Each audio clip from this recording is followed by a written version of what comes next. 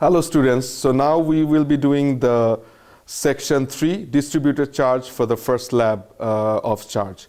Okay, so here we are dealing with extended body of charge, like say this is a plastic rod. So if we rub this against this far, it will accumulate some charge on this. And the more we rub, the more charge it will accumulate. So we can consider this rod to be an extended object. Like we can just consider it to be a collection of point charges. So we are more interested to see that how this charge will affect the pith ball that we have hanging from the stand. Okay. I'm bringing it close to the pith ball. As you can see that it's trying to attract, but if it touches it, then it will repel. Why? Because once the pith ball touched the plastic rod, it got the same charge as the plastic rod has. So, as we know from Coulomb's law that opposite charges attract and same charges repel each other, that's the reason why this repulsion is happening. Now, we have to do this section where the pith ball would be placed in different location, and we have to figure out where is the force pointing to. So if I change the location of the pith ball respect to the plastic rod, we can see that the direction it facing changes.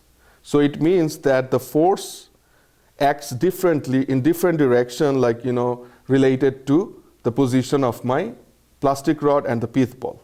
So we have to figure out which direction is the force acting in this different configuration. And in order to view this explicitly, so we go to the next section where we have two plastic rods. So if I rub it with the far, so it should accumulate more charge than previous experiment, because these two rods will accumulate more charge now. So now let's see how this affects the force on the pith ball.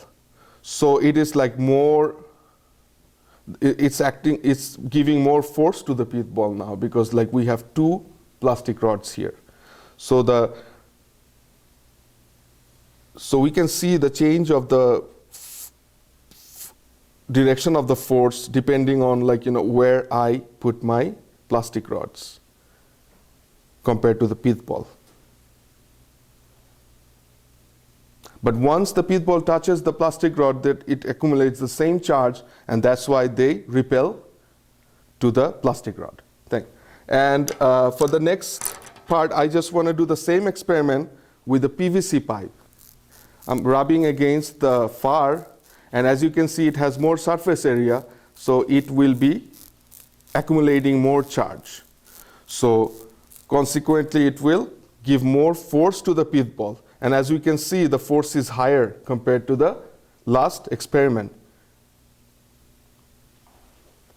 To understand it better, let me rotate it and show it how the repulsion is acting.